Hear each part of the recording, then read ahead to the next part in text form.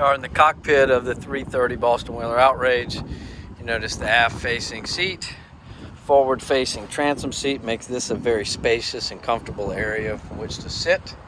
Transition into dual helm seating with an absolutely fabulous glass dash, twin 16-inch Raymarine Axiom Pros, joystick piloting, ergonomically very correct dash. Large head inside the center console, vacuum flush toilet system, and plenty of storage. Forward in the 330 Outrage, you have the scalloped bow seating.